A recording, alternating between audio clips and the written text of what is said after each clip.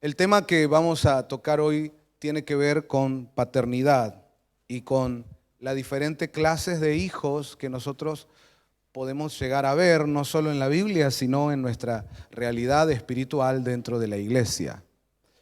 Incluso los que somos papás biológicos, terrenales, sabemos que los hijos son diferentes.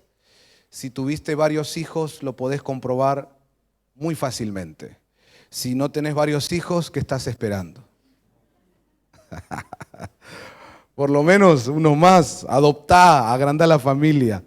Bueno, eso no estaría mal. Pero los padres entendemos que por más que salen del mismo vientre, de la misma sangre, es hijo igual que el otro o la otra, son diferentes.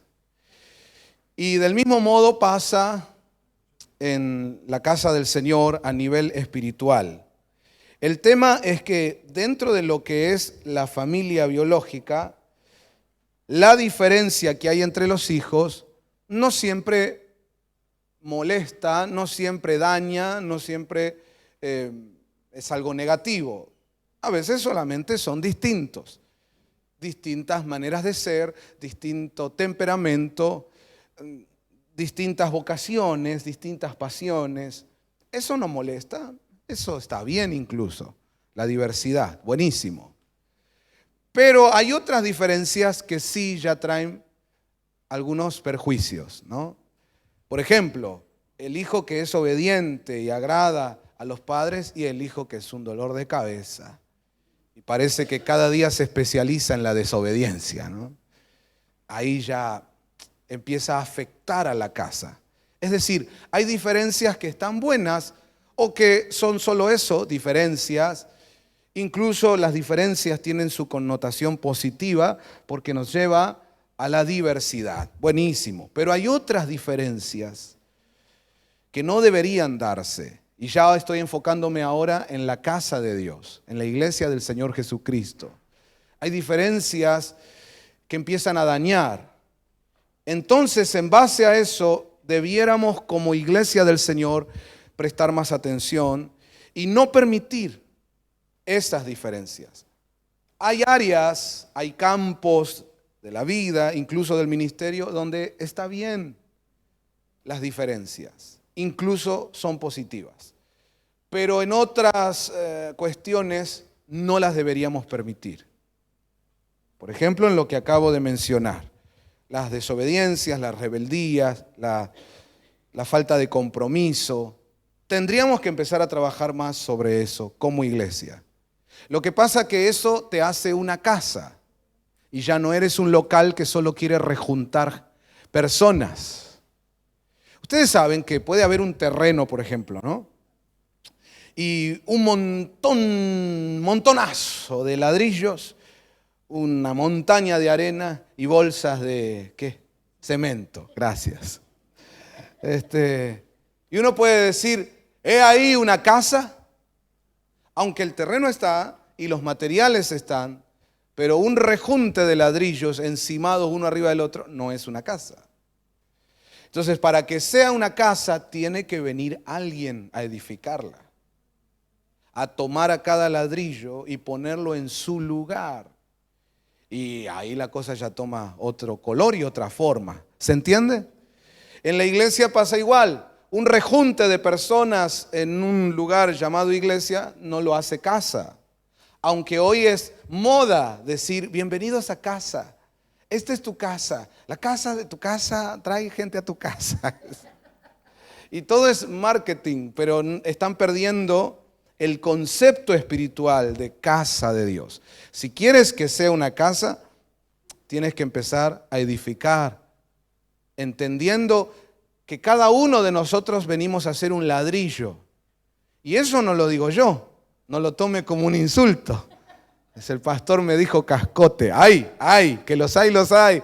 Pero la Biblia es la que lo dice, no yo. La Biblia dice que nosotros somos piedras vivas, con las cuales Dios va edificando su templo espiritual. Amén. Entonces al que tenés al lado, decirle, no es un insulto, sos una piedra, decirle. Así dice la Biblia. Piedras vivas. ¿Qué somos? Y es Dios el que tiene que formarnos utilizando los medios que Él ha dispuesto, ¿no? Su unción, su palabra, el mover de su Santo Espíritu. Y también Dios usa a los ministros, que son humanos. Ahí es donde más nos cuesta, que un humano venga a decirme qué tengo que hacer. Nah. Con Dios generalmente no tenemos problemas, ¿no? Nadie se atreve a decir algo de Dios. Pero el ser rebelde con tu pastor, con tu pastora, con el ministro que Dios te envía, es ser rebelde con Dios. Porque ese o esa hermana, hermano, que viene como ministro, viene delegado por el Señor. Y ahí es donde uno tiene que dejarse formar. Es una piedra viva que tiene que tomar una forma específica para estar en el lugar que Dios quiere que esté en su santo templo. Se da cuenta que ya ahí la cosa se pone más complicada. Por eso no es lo mismo un rejunte de ladrillos que una casa. No es lo mismo un local que se llama iglesia rejuntando gente que una casa de Dios. Hay que trabajar en los hijos. ¿Qué hay que hacer? Hay que trabajar en los hijos. Hay que trabajar en el carácter de los hijos. Hay que alisar las piedras vivas. Cuando se iba a hacer el gran templo de Salomón, usted encuentra en la Biblia que en un lugar aparte se llevaba cada piedra que iba a ser usada para el templo a fin de trabajarla, de darle la forma que requería, a los martillazos, a los golpes, pero finalmente quedaba espectacular para ser parte del templo de Dios. ¿Cuántos quieren ser parte del templo de Dios? Entonces hay que dejarse formar. Y a veces son martillacitos, golpecitos, de todo nivel. Y cuanto más importante es el lugar en donde te van a poner y el peso que tienes que soportar, más será el trato. Por eso tenés que dejarte tratar para poder ser parte de la casa de Dios. Vamos, digan conmigo, hay que trabajar sobre los hijos. Hay que edificar a los hijos, hermano. De eso se trata una verdadera casa. Entonces, ahí nos encontramos a la hora de ponernos a edificar para que no sea un local que rejunta personas llamadas cristianas, sino para que sea casa de Dios. Ahí es donde nos ponemos a trabajar sobre las personas y entendemos que primero tienen que llegar a ser hijos. Porque es muy difícil poder tratar en este nivel de trato con alguien que no es hijo. Porque si no es hijo no se lo banca, se va. ¿Me sigue? Yo era chico y a veces mi papá me retaba, incluso me castigaba, pero no me iba. ¿Por qué? Porque era hijo y era mi casa, mi familia. Amén. Pero si yo voy a una casa y me dicen algo, ya me voy, porque no es mi casa. Alguien, un extraño me quiere venir a educar a mí, yo tengo padre. Entonces me voy. Así pasa en las iglesias. Nos queremos poner a edificar y a trabajar con gente que todavía no llegó a ser hijo. Entonces te bancan una cosa, dos, pero la tercera se las van a tomar porque nunca fueron hijos. Y en eso tenemos que tener sabiduría, pedirle al Señor, sobre todo los que estamos sirviendo en el liderazgo o los que estamos como ministros, tener la sabiduría de Dios para que entendamos que antes de invertir tiempo y empezar a poner presión y ajustar las tuercas en alguien, ver si ya es hijo. Si todavía no es hijo, entonces el trabajo es primero ayudarlo en la evolución hasta que llegue a ser hijo. Una vez que llegó a ser hijo, ahí viene el trato, la formación que se requiere sobre un hijo para que sea parte de la casa que Dios está construyendo. Si me di a entender hasta ahí, dígame un amén, por favor. Primero que sean hijos. A veces los pastores, por el afán de querer que la iglesia crezca, que las cosas funcionen, no miramos esas cosas. Y por años, en casi todos los lugares donde se congrega la gente, se ha cometido este error de empezar a meterle presión, de empezar a ajustar y a formar a quienes todavía no son hijos para ser formados. Entonces tenemos un montón de gente quebrada, gente apresurada en su ministerio. Algunos los mandaron al ministerio cuando todavía estaban crudos. Pero el punto es que necesitaban llegar a ser hijos primeramente. Y a veces la visión que tiene el pastor, al no tener sabiduría y revelación de parte de Dios, apresura las cosas cuando no hay que apresurarlas. Por eso la Biblia nos habla de paciencia y de fe. Y que con la paciencia y con la fe, entonces alcanzamos las promesas. Los pastores, los siervos de Dios tienen promesas de Dios. Dios les ha mostrado una visión grande, pero a veces nos desesperamos. Empezamos a querer hacer nosotros las cosas para ver los resultados lo antes posible. Y no dejamos que sea Dios el que obre. Yo sé que esto lo sabemos todos.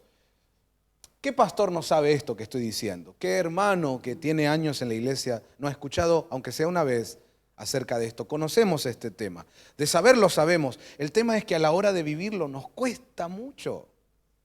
Es la verdad, nos cuesta aplicarlo. Siempre en algún momento tendemos a apresurar las cosas. Cuando todavía no estamos listos para hacer una piedra del templo de Dios, ya nos queremos poner ahí en el muro y ya queremos que sobre nosotros se nos ponga peso y después, como no estábamos listos adecuadamente, el propio peso nos empieza a romper. Hay gente que ha estado soportando un peso ministerial y tomando un lugar que era propio de un hijo, pero esas personas nunca han sido hijos.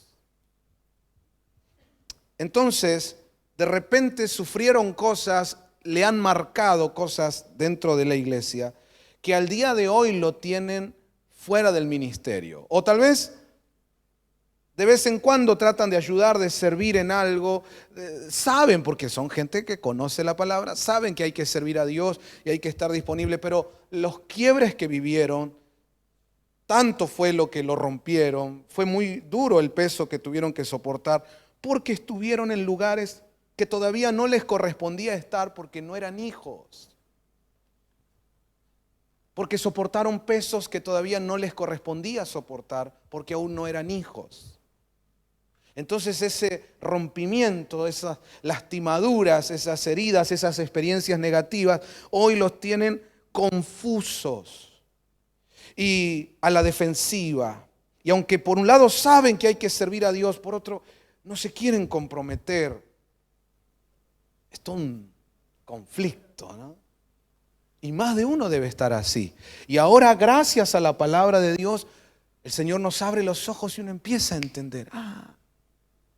Esto fue lo que me ocurrió. Y qué importante es cuando viene Dios con su palabra y nos hace entender. Porque si no, a veces uno está conflictuado, ¿viste? Incluso uno se siente acusado, porque uno sabe las cosas del Señor. Las ha conocido, las ha practicado, incluso las ha predicado. Pero, ¿qué me pasó? ¿Por qué esta situación? Y ahora Dios con su palabra nos abre los ojos y uno dice, esto pasó. Hay un montón de gente que le dieron la cama de un hijo, le dieron ropa de un hijo, el auto de un hijo, pero no era hijo. Y cuando llega la realidad, el golpe de la realidad te hace bolsa. Y lo primero que hacemos nosotros es ponernos mal y ponernos en una actitud de víctima. Y de alguna manera sí, somos víctimas de toda una mala maniobra que se hizo. Pero también tenemos que comprender, aunque nos duela y aunque a veces no nos guste, que dentro de todo esto malo, porque a nadie le gusta que la realidad te golpee, ¿no?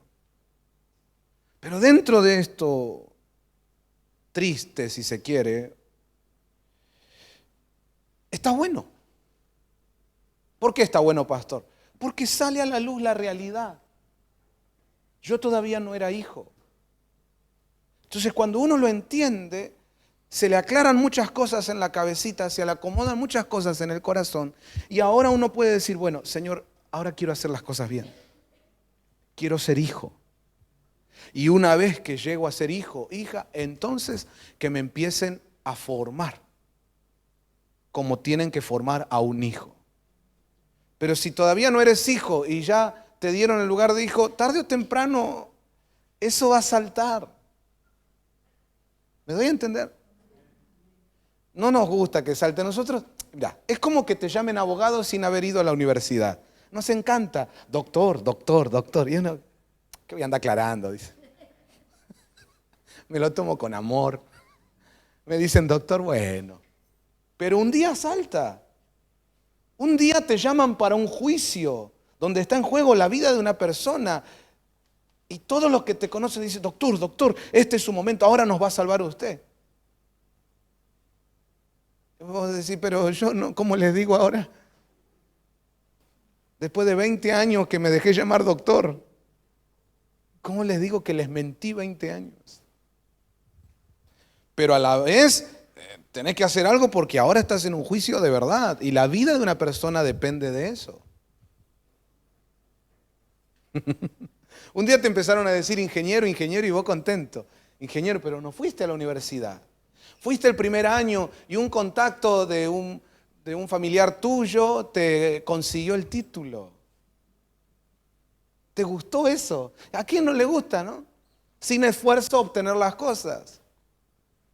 Pero un día viene una empresa, va a poner millones de dólares y te dice, queremos encargarte hacer este edificio en Buenos Aires, pero mira que ahora va a venir gente del gobierno, le tenés que dar los datos para que nos den los permisos, esto tiene que ser bien hecho, está en juego la vida de muchas personas. ¿Y cómo le digo que el título lo compré yo? Pero aunque la situación esa es fea y que se la banque el que estuvo viviendo un engaño, pero dentro de toda esa situación fea, lo bueno es que por fin la verdad sale a la luz. Y dijo nuestro Señor, conoceréis la verdad y la verdad os hará libres. Entonces hay un momento donde uno tiene que ser libre del engaño en el que ha vivido. Yo conozco un montón de gente que hoy día por las redes sociales pone una foto de quien fue mi hermano biológico, pero sobre todo fue mi pastor y mi padre espiritual. Y cuando ponen sus comentarios o alguien sube una foto, comentan, un verdadero padre, mi padre, cuánto lo extraño, lo honro a mi padre. Y yo sé la realidad, porque yo estuve ahí. Yo sé que este hijo no fue nunca, este fue otra cosa, pero no fue hijo. Incluso yo, los últimos 3 años que él estuvo vivo, antes de partir con el Señor, yo tuve la dicha de vivir con él, de convivir en su casa. Y yo sé lo que él decía de las personas. Y esas personas salen, oh, mi padre, mi padre. Yo digo, qué desgraciado. Pero pasaron, ¿cuánto que falleció Horacio? 20 años casi. 20 años engañado a sí mismo. Esa persona necesita ser libre para que Dios empiece a cumplir su propósito en esa persona. Incluso hay gente que tiene que entender que esto es serio, es como la universidad, que hayas hecho 3 años no significa que ya sos doctor. Bueno, 3 años hice, y está bien, qué sé yo, ¿qué aprendiste? Vendas 1, jeringa 2, pero eso no te hace doctor. Entonces hay que entender, yo estuve con ese hombre de Dios, bueno, fuiste a los cultos donde él predicaba, pero tampoco digas que caminé al lado vos no estabas, yo estaba ahí. No mientas, no te quiero ofender, no quiero, bueno, aunque a veces para que la verdad nazca, te tienen que ofender.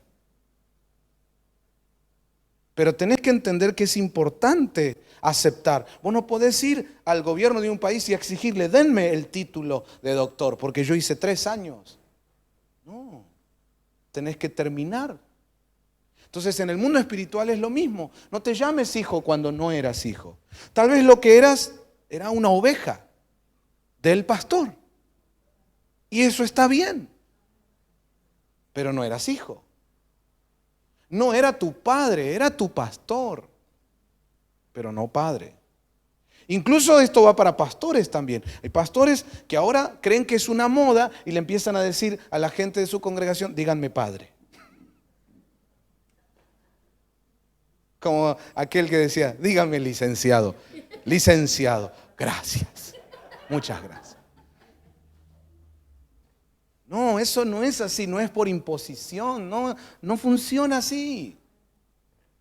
Tenés que entender, y esto va para los ministros, tal vez hoy sos pastor y tenés que tratar de ser un buen pastor y seguir evolucionando hasta que llegues a dar a luz hijos espirituales y ahí ya eres padre.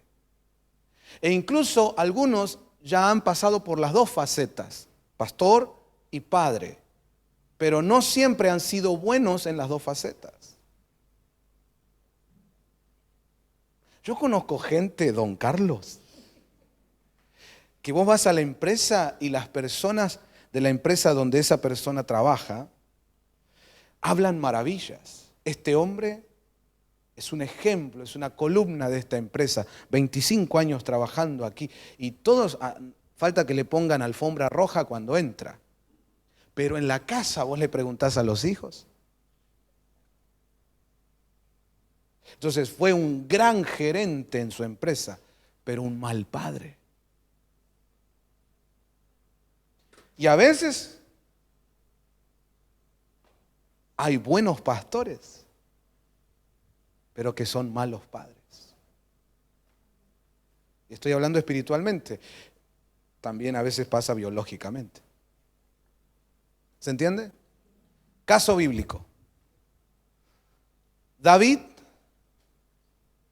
si le tocabas una oveja, el tipo era capaz de agarrar a un oso, hacerle una llave ahí, ¡trac!, quebrarle el cuello. Se peleaba con un león a mano desnuda porque le tocaban una oveja. Era un gran pastor, ¿sí o no? Y como padre, tuvo una hija que la violaron sus propios hermanos y él no hizo nada. Se le levantó luego otro en rebeldía y él no hacía nada. Había otro de sus hijos que se contrataba 50 personas para que le hagan como una entrada majestuosa y que el pueblo piense que él era el heredero. Y dice la Biblia que este era un caprichoso tonto, era así porque David, su padre, nunca le llamó la atención. Entonces, como pastor, fantástico. Como padre. Y hermanos, todo esto que digo, lo digo con un respeto, con un temor de Dios, porque es David, el ungido de Dios, el dulce cantor de Israel. Pero lo que trato de mostrarles es que, aunque seas David, aunque seas Abraham, aunque seas un gran hombre o una gran mujer de Dios, con unciones, dones, ministerio, el tema de el pastorado o el tema de paternidad espiritual es delicado. Y tienes que permitir que sea Dios el que te forme como padre. Y esperar tu tiempo también. Que se den las cosas cuándo y cómo se deben dar, no apresurarlas. Si hay alguna ovejita por ahí que va a una iglesia donde el pastor le dice, cuando le dice, pastor, pastor, no me digas pastor, decime padre. O viste esos que dicen apóstol. ¿Cómo? No, que me digas apóstol. Ah, sí, bueno, pastor, apóstol decime. Ay, ay, ay, ay, ay. Hay cosas que se tienen que dar. Si no se dan, no las fuerces, porque incluso es violación. Hay cosas que se tienen que dar, porque Dios las está trabajando y formando en ti. Si no se dan, no las apresures, porque Es patético. ¿Alguno de ustedes se enamoró cuando era chico de la compañerita de escuela o el compañerito? Y cuando te dice tu nombre, Martín, no me digas Martín, decime mi amor. No, te dice. ¿Por qué no? ¿Por qué no? ¿Cómo que no? Sí, dale, dale, no neguemos lo que nos pasa. No. En cambio, cuando las cosas se dan, no tenés que andar pidiendo. Sale solo, que te dice, mi amor, mi vida, sale solo. Hay un momento en que ese chiquito que salió del vientre de tu esposa, crece y solito un día te dice, papá. ¿Me doy a entender? Que las cosas se tienen que dar. Pero a veces nosotros las queremos forzar porque creemos que es una moda. Entonces, digan conmigo, en la iglesia tenemos que trabajar sobre los hijos en la evolución. Diga, y sobre los padres en la evolución. Es decir, nos hace falta luz de la palabra, guía del Espíritu Santo para que evolucionemos como iglesia en el área de paternidad y en la condición de hijos. Entonces, retomemos. No puedo empezar a formar a alguien como un hijo si primero no es hijo. ¿Cuáles son los pasos de alguien que llega al Señor? Primero es oyente. Hay un montón de personas que llegan a la iglesia una vez por semana o un par de veces por semana y les encanta sentarse y escuchar. ¿Qué son? Oyentes. El segundo paso ya son más que oyentes, es creyentes. No solo oyen, sino que ahora creen en la palabra, le creen a ese hombre o a esa mujer de Dios que está predicando. Ellos reciben con fe. Ya no son solo oyentes, sino creyentes. Nivel número 3, ya no solo oyentes, creyentes, sino discípulos. Y eso es lo que el Señor nos mandó a hacer, discípulos. ¿Qué nos mandó a hacer el Señor? Dice Mateo, id y haced discípulos a las naciones, bautizándoles y enseñándoles todas las cosas. Y aquí yo estaré con vosotros todos los días hasta el fin del mundo. ¿Qué tenemos que hacer entonces? Pero nosotros no hacemos eso. Nosotros agarramos a una persona y la traemos a la iglesia. Vení, vamos, vamos, vamos. La sentamos al lado nuestro y esperamos que algo ocurra. Nosotros lo que estamos haciendo es un oyente. Incluso a veces hacemos fuerza para que sea un creyente. Y eso no nos mandó a hacer el Señor. El Señor nos mandó a ser discípulos. Entonces es mucho más que solo invitarlo a que venga a la iglesia con nosotros, escuche la palabra y cuando termina el culto decir, ¿qué te pareció? ¿Te gustó? ¿Vas a seguir viniendo? Esa no es nuestra tarea. No, no se trata de si te gustó la iglesia, no te gustó los coros y venir después a los de la alabanza y decirle, vos sabés que traje la persona nueva la otra vez y les voy a pedir que cambien ciertos coros porque un nuevo no entiende. ¿Qué?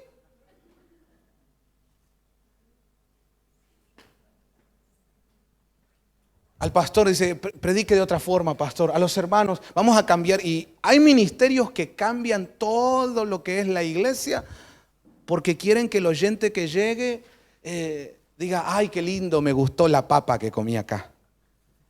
Esos no son casas, son restaurantes que están buscando cuál es la comida que a la gente la va a traer. Con ese criterio, podés llegar a ofrecer cualquier cosa con tal de que la gente llegue. No es casa. Pero ¿dónde radica el problema? En que no sabemos hacer discípulos. O tal vez sí sabemos que hay que hacer discípulos, pero tenemos fiaca, somos vagos. Porque es más fácil solamente invitar a alguien, traerlo a la iglesia y que ocurra algo mágicamente y que solo siga después él en el Señor. Eso no es así. Hacer un discípulo es meterme en el trabajo de estar sobre una persona constantemente, dedicarle tiempo, hablarle del Señor, llevarlo a que se bautice, a que tenga un encuentro con Jesucristo y que se apegue al Señor y siga al Señor como un discípulo. No es solo un oyente o un creyente. Si no estás haciendo discípulos, hoy dijimos que la verdad libera, ¿sí? Entonces permítame como siervo de Dios que predica esta tarde decirte que si no estás haciendo discípulos, sos un vago espiritual, sos un vago. Sobre todo si tenés años de conocer al Señor. Somos vagos. Nos gusta lo que está todo armado. Hoy ¿cuánta gente anda viendo cómo meter congregaciones en su red o cómo agarrar ovejas de otro para traerlo a su iglesia? Porque no quiere laburar, quiere que ya esté todo hecho. Quieren ir a la batalla con hijos ajenos. Eso no hace un verdadero rey del Señor. Pero hay casos en la Biblia, reyes que no eran aprobados por Dios, que hacían eso, se iban a la guerra con hijos de otros. Ay, ay, ay. Entonces, no quieren laburar. En esta iglesia, si no hacemos discípulos, vamos a hacer una manga de vagos que solo venimos como glotones a llenarnos y a empacharnos de la palabra y queremos que Dios nos dé más, pero no estamos haciendo lo que Él nos mandó a hacer. Y Él no nos mandó a ser oyentes ni creyentes, sino discípulos. Entonces ayúdame al que tenés al lado a decirle, no es solo invitar personas, hermano. Pero, a veces ni eso hacemos. Ni siquiera invitar a alguien para que venga a escuchar. Si no tenés el hábito de invitar gente, ¿qué vas a estar haciendo discípulos? Menos. Entonces, ven que conocer estas cosas nos abren los ojos para decir, ¿cómo estoy parado? ¿Cómo soy? ¿Qué pasa conmigo? ¿Qué está sucediendo? ¿Cómo estoy parado en la cancha espiritualmente? Sigamos entonces. Oyente, creyente, discípulo. Pero después de discípulo, ¿qué viene? A ver quiénes saben las etapas de un cristiano. Después de discípulo, tienes que ser un siervo. Empezar a servir. Amén. Y ahí hay otro error que cometemos en la iglesia. Muchas veces los hermanos que están encargados en la iglesia para formar equipos de servidores, toman servidores de entre los oyentes, de entre los creyentes. Y no puede ser así, porque el peldaño anterior a ser siervo es discípulo. Entonces, ¿de qué grupo tendríamos que sacar los servidores? De los discípulos. Porque cuando vos te pones a servir en la casa de Dios, te vas a encontrar con cosas, vas a tener que aguantar cosas, enfrentarte a situaciones espirituales y también a situaciones con las personas. Porque las personas, hermano, te enfrentás a demonios y a endemoniados. Y a veces no sé cuál es peor. Entonces, el que no es discípulo y ya lo pusieron a servir, se encuentra con que los hermanos de la iglesia lo trataron de un modo o le respondieron y entra en un conflicto. Yo pensé que la iglesia no era así, que había paz y amor, que no es discípulo. Y ni te cuento si se manifiesta un endemoniado y hay ujieres que están ahí para ayudar y salen corriendo, están desde la esquina mirando así. Porque no podemos agarrar de entre oyentes y creyentes para que sean siervos. Tienen que ser discípulos. De ahí la necesidad de hacer discípulos, hermanos. Ahora, yo le quiero hablar con amor en el Día del Padre. Como un padre espiritual, quiero hablarle con amor a esta casa y decirles, ese es el problema o uno de los problemas que yo veo en MCN. Que no queremos darnos a la tarea de formar discípulos. Queremos que ya vengan formados. Eso es fiaca, eso es vagancia. Y algunos de ustedes ya están en niveles de servicios donde deben, como decía el apóstol Pablo, debiendo ser ya maestros. Ustedes deben enseñarles a los otros, pero no quieren darse a esa tarea. No sé, que le diga el pastor, no sé. Y eso trae maldición a la casa, esterilidad. Hoy, mientras orábamos, el Señor nos decía, cuiden lo que les he dado. Entonces nosotros tenemos que abrir los ojos y entender que este tema de paternidad y este tema de evolucionar como hijos nos demanda cosas a todos nosotros. Y hay un momento donde yo no puedo solo por cubrir un área meter a cualquiera. No, yo tengo que tener responsabilidad por la casa de Dios. ¿Estás en el grupo de alabanza? Bueno, no es cuestión de meter a cualquiera más o menos afina, entona. Bueno, ven. No, claro que queremos ser una casa que le da oportunidad a todos, pero necesitamos que los hermanos mayores, necesitamos que los que ya han recibido algo de gracia, los que ya tienen un conocimiento, no sean vagos, no sean fiaquentos, y que se den a la tarea de formar a los otros que llegan y por ahí hay cosas que no saben. Y sentarse a hablar con ellos y decirle, mirá, esto no es así. Acá la cosa es de este modo, aquí tienes que hacer esto, mirá, fíjate qué dice la palabra, mirá lo que nos enseña la doctrina del Señor. Eso es importante. Incluso a veces llegan gente de otras congregaciones y si es voluntad del Señor que aquí se queden y empiecen a congregar, pues cómo no los vamos a recibir. Gloria a Dios, con amor los recibimos, pero hay que enseñarles, porque vienen con otras mañas, porque anda a saber qué son. Aunque digan, 20 años estuve en otra iglesia, pero ¿qué es? ¿Oyente, creyente, discípulo, siervo? Amén. Hay un momento donde tienes que parar la pelota y pensar, analizarte y decir, bueno, a ver, ¿qué soy yo? ¿En qué nivel estoy? Y tener honestidad, ser sincero.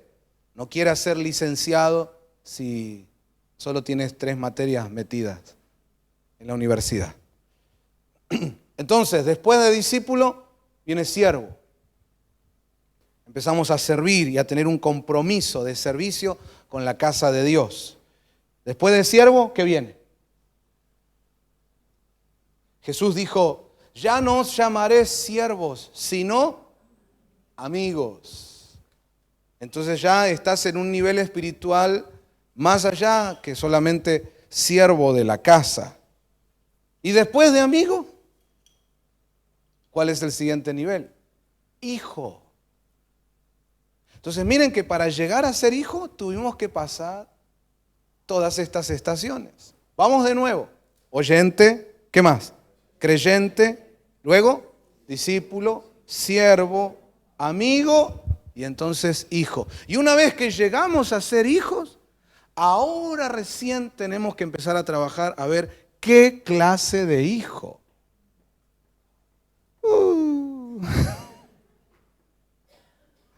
Pero, hermanos, así funciona el reino de Dios. Y si no conoces cómo funciona, estás viviendo un engaño. Es como si fueras a la universidad a servir café y por estar 10 años caminando los pasillos de la universidad, conociendo a todos los profesores, le llevas café a los directivos, a la gente, y vos ya decís, bueno, yo después de 10 años, mínimo licenciado tengo que ser. No funciona así. Pero mira todos los años que estuve acá, todo el día, soy el primero que llega, el último que se va. Sí, pero no funciona así. Entonces mucha gente tiene años de ir a la iglesia, ¿no? Como decimos, ir a la iglesia, que está mal dicho, pero bueno, se entiende. Sin embargo, eso no significa que hayas evolucionado en tus etapas espirituales. Entonces, qué bueno que Dios venga ahora con la luz de su palabra. ¿Cuántos dicen amén? Y que uno pueda comprender. Tal vez a mí lo que me pasó es que me metieron presiones propias de un hijo, o yo me metí en lugares que eran propios de un hijo y yo todavía no era hijo. Y ser hijo no se trata de andar diciéndole al pastor, padre, padre, padre. No nos molesta, pero no se trata de eso. Amén. Un montón de gente que dice, padre, padre, y a las 2 semanas se raja de la iglesia.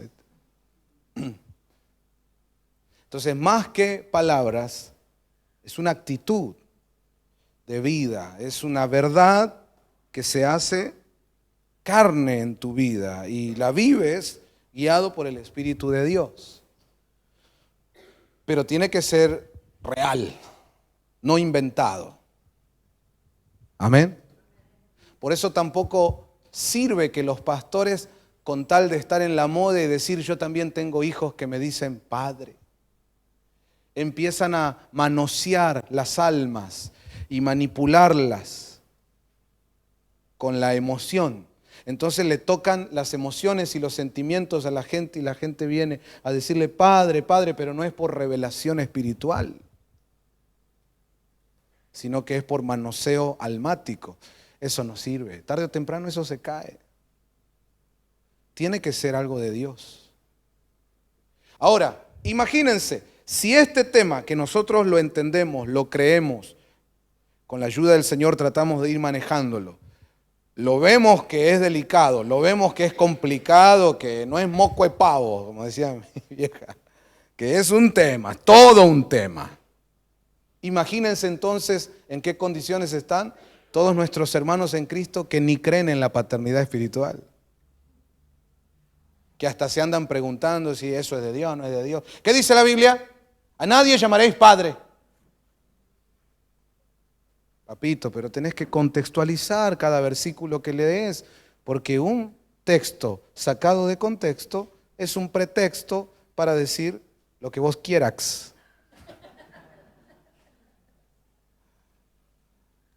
Entonces tenés que mirar el contexto, tenés que incluso analizar las palabras en el original. ¿Por qué dice eso?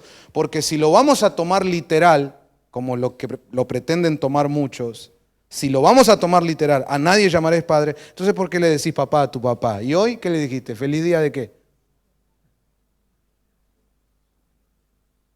¿Y cómo Jesús, cuando habló de Abraham, mencionó el padre Abraham? Entonces, ¿por qué la Biblia dice que Abraham es nuestro padre en la fe?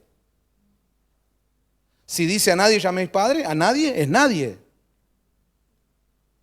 Entonces no puede ser interpretado de ese modo como lo quieren interpretar.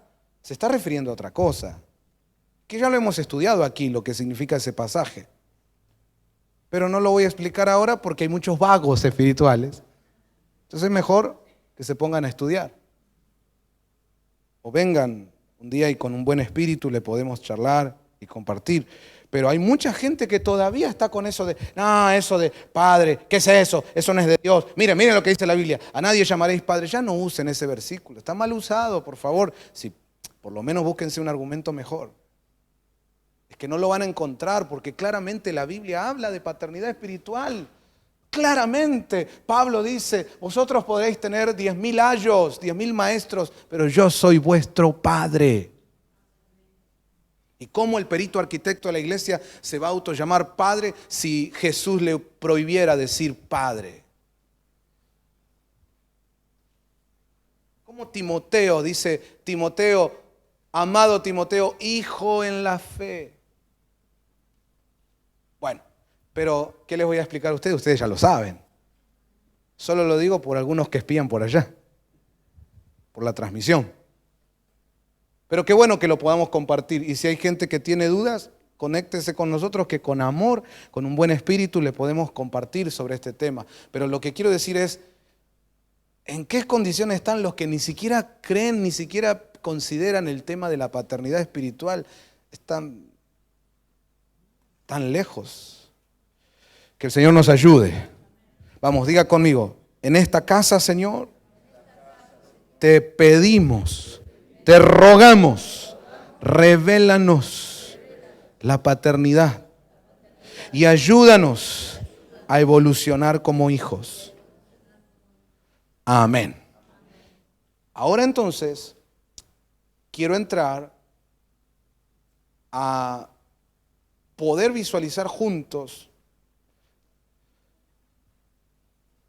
qué importancia el papel de los hijos. Tremenda importancia. Señor, ayúdame a decir esto, pero incluso no pasa tanto por el padre, sino que más depende del hijo. Déjenme explicar. David tuvo un padre biológico. Se llamaba Isaí. Cuando David cayó en pecado y el profeta llegó y él entonces se arrepintió, le vino la luz de lo que estaba sucediendo con su vida y dijo, el tema es que yo fui concebido en pecado. Ok, entonces él pudo reconocer que desde que nació ya venía el problema del pecado. Si ahí empezó el problema, ¿solo intervenía la madre? ¿No hay un padre ahí? O sea, para que pueda engendrarse un hijo, concebirse un hijo, tiene que estar papá y mamá. Entonces, ya empezamos a ver datos de que el padre biológico de David no sería el ejemplo de la perfección. Si seguimos la historia, cuando le preguntan al padre, el profeta Samuel, que había ido a la casa a ungir a uno de los hijos de Isaí como rey, entonces Isaí le presentó a todos sus hijos y Samuel los mira y dice, no hay ninguno de estos, ¿no tenés otro hijo más? No, le dice. ¿Cómo era como padre Isaí entonces? Que cuando le piden traer a todos tus hijos, hay uno que lo deja en el campo. Hay uno al que siempre lo discriminaba, medio lo escondía. Era el hijo de la vergüenza, parece, ¿no? ¿Cómo era como padre? ¿Era bueno? Sin embargo, salió un David de ahí. No hablemos del Padre del Espíritu, porque ese sí es perfecto, nuestro Padre Dios. Pero todos nosotros, tripartitos, tenemos tres áreas: cuerpo, alma, espíritu. Ya les mencioné el padre biológico que cubre el área del cuerpo de David, que era Isaí. Del padre del espíritu no decimos nada porque ese es perfecto, es Dios. Falta el otra área, el alma. ¿Quién era el padre espiritual de David? ¿Quién fue el padre espiritual de David? Saúl. Saúl. Pregunto, ¿Saúl fue un buen padre? Estaba caliente un día Saúl, ¿viste? Y David viene, no sé, a hablar, y Saúl sacó una lanza. Pero eso no es todo, lo perseguía para matarlo. ¿Por qué lo quería matar? ¿Por qué lo quería matar? Era su hijo espiritual. ¿Cómo, Carlito? Le tenía envidia. Totalmente. Dice que unas doncellas cantaban, Saúl mató a sus 1000, David a sus 10.000, y el otro así. Envidia. Quiere decir que hay padres espirituales que envidian a sus hijos. Ay. Entonces, ¿era un buen padre Saúl? No. Sin embargo, salió de ahí un David. Lo que trato de decirles es, sí hay cosas que influye el padre, pero más depende de los hijos. Tu situación espiritual, tu ministerio, lo que llegues a lograr, depende de cómo seas como hijo. Sí, el padre influye, pero incluso si te tocaran malos padres, puedes como David marcar una diferencia. Es más, mientras Saúl lo estaba persiguiendo a David para matarlo, En un momento se queda dormido en la cueva, en la misma cueva donde estaba escondido David. Y estaba ahí solito, estaba servido en bandeja. Los amigos de David le dicen, ay, Dios te lo entregó. Entre paréntesis, ¿cuántas veces los amigos almáticamente, por amor, por cariño almático, nos quieren interpretar la voz de Dios para nosotros, ¿no? Así te dice el Señor. No, pará. El Señor no dice, vos decís, porque vos me querés. Como vos me querés, si fuera por vos, yo soy el próximo apóstol de la Vía Láctea. Pero ese es tu cariño, ese es tu amor. No digas, así dice el Señor. En todo caso, decí, este es mi deseo. Ahí está, el Señor te lo entregó, mátalo. Y menos mal que David no se dejó llevar por los amigos. Como hacen muchos pastores hoy, que los amigos vienen y dicen, yo profetizo que sos apóstol. Sí, yo sabía. Y se pone donde los amigos le dicen. Menos mal que David dijo, no, tranquilo muchachos, tranquilo. No, lejos esté de mí tocar al ungido del Señor. Entonces, mirá el hijo que sale de un padre que no era tan bueno. Entonces, vamos, diga conmigo, las bendiciones, los niveles de gloria. Decí conmigo, todo lo que pueda alcanzar depende de qué clase de hijo sea.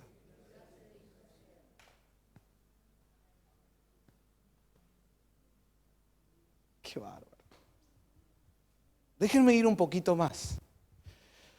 Cuando David cae en pecado, llega Natán, el profeta. Pero según uno estudia un poquito más profundo, se da cuenta que ese encuentro con Natán viene casi 2 años después de que David haya tenido su primera intervención pecaminosa con Betsabé. 1 año y medio, un poco más. Casi 2 años. Fíjense eso. Casi 2 años donde David no tuvo arrepentimiento. Pero cuando llega Natán,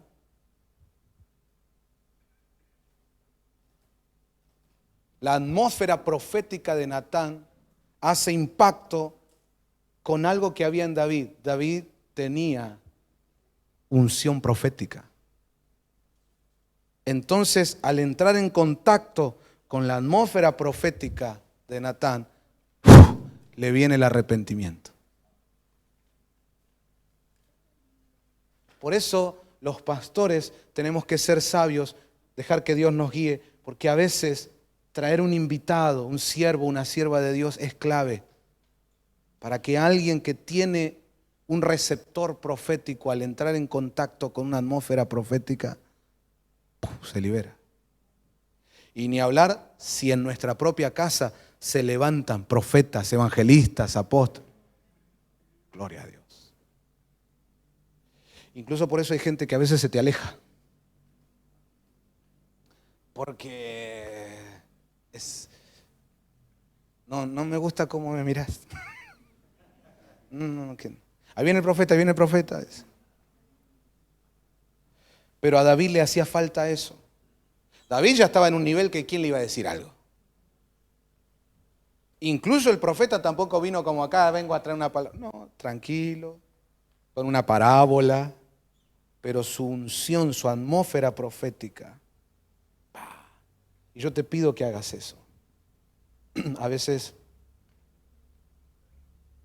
parece que no lográs comprender toda la dimensión del ministerio que Dios te dio. Y Dios ya tiene preparado escenarios, púlpitos que Él te ha mostrado, que van a venir. Pero la clave no está ahí. La clave es cuando te acerques a reyes. Y con una parábola, con una palabrita, oficinas de pastores, lo que hiciste en Colombia, en Perú, estar en la mesa de un ministro y cambia un reino. Que el Señor te use poderosamente. Y David, ahí le cae el arrepentimiento. Y entonces le dice Natán, bueno, mira, Dios ya te perdonó la vida, no te va a matar. pero un hijo va a morir. Entonces ahí, en ese aspecto, sí, influye qué padres tenemos. Ay, ay, ay.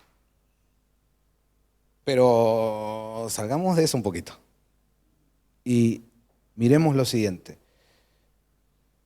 Ya vimos que David como pastor era magnífico, ¿verdad? Le tocabas una oveja a David, y el tipo, no importa si eras oso, león, te enfrentaba. Ahora, como padre, ¿fue igual que como pastor? No. Como padre tuvo falencias. Y le dice el profeta, Dios te perdonó la vida, pero un hijo va a morir. Vos no vas a morir, pero un hijo tuyo va a morir. Claro, si uno ve el cumplimiento literal más próximo, uno de sus hijos ahí, pequeñito, muere. Y continúa desarrollándose la historia de David. Pero recordemos, esto ya lo hemos estudiado, que una palabra profética o una palabra de profecía soltada muchas veces tiene varias etapas de cumplimiento, no solo un cumplimiento. Y resulta, ayúdame Martín, que un día un cieguito, que era cieguito de acá, pero espiritualmente la tenía clarísima, dijo, Jesús, hijo de David. ¿Y no será, vos que sos profeta, que Natán cuando dijo, vas a vivir, pero un hijo va a morir? Sí, hubo un cumplimiento ahí literal, próximo. ¿No será que Jesús es ese hijo que vino a morir para que David pueda vivir?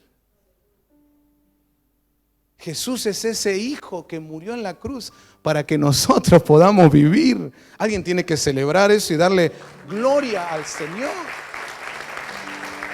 Amén. Amén. Aleluya. Mientras aplaude, diga, Él murió para que yo viva. Él murió para que yo viva. David, Dios te perdonó porque un hijo muere.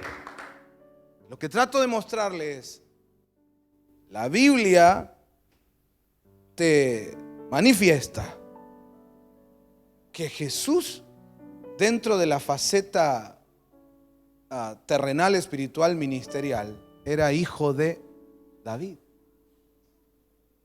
¿Y David fue un gran padre? Con delicadeza lo decimos a esto, con temor de Dios, pero según lo que muestra la Biblia, no fue muy bueno. Pero mira lo que salió, Jesús. Entonces, no depende tanto del padre, sino de qué clase de hijo seas. ¿Qué clase de hijo sos? ¿Estás evolucionando como hijo? No es solo decir, yo soy hijo de fulano de tal, y sacar chapa, porque uno admira a su padre espiritual, uno dice, mira qué lindas las unciones, bendiciones, pero también como ser humano tiene errores, tiene fallas, pero no depende tanto del padre. No depende tanto del padre. Incluso le estoy hablando a alguien que tal vez espiritualmente comprende que fue hijo espiritual de alguien que tal vez no fue muy bueno. Incluso tal vez fue desastroso. Y quizá en este tiempo eso te fue un peso y dijiste, yo no voy a salir adelante habiendo tenido un padre así.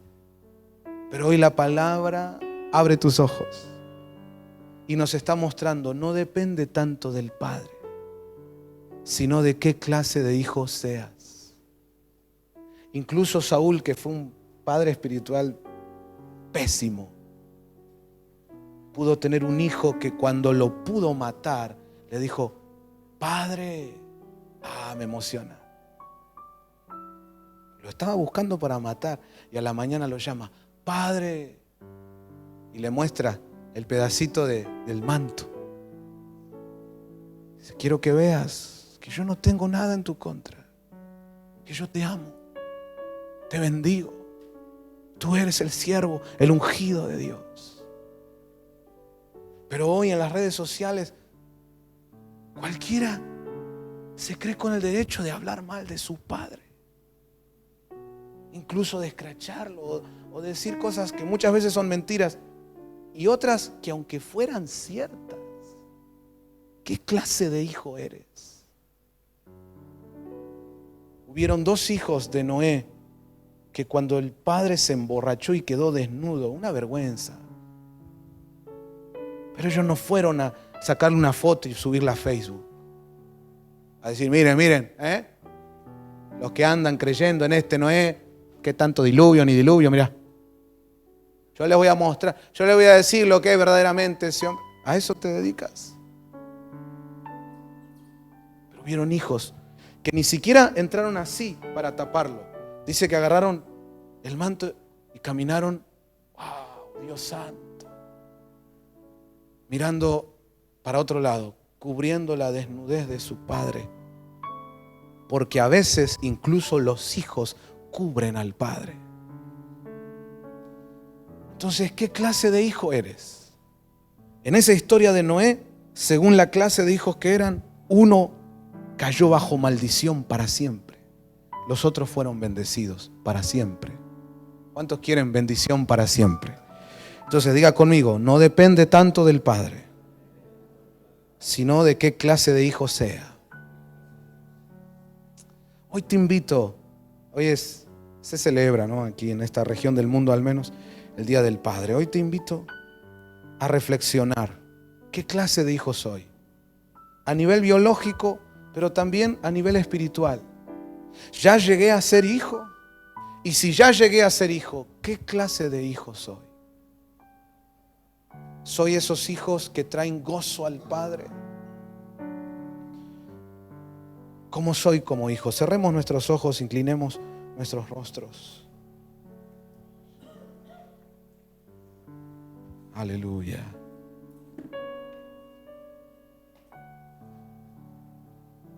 Aleluya.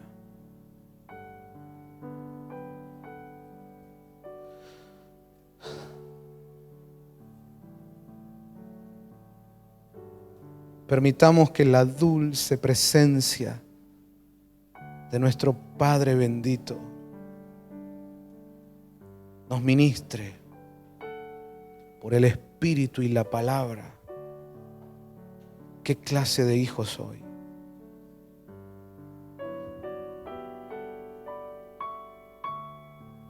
A veces veo en la vida que personas empiezan a florecer como hijos y a poner cosas de su padre y fotos y a mencionarlo cuando murió. Cuando murió.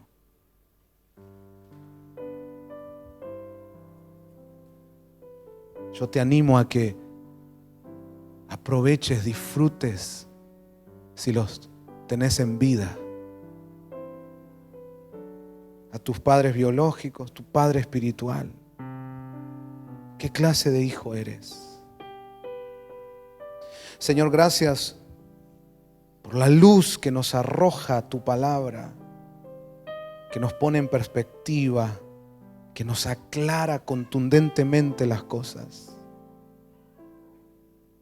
Yo te pido de especial modo, Señor, que hoy toques el corazón de aquellos que han estado frustrados, incluso han sido lastimados, porque pretendieron funcionar como hijos cuando no habían sido todavía hijos.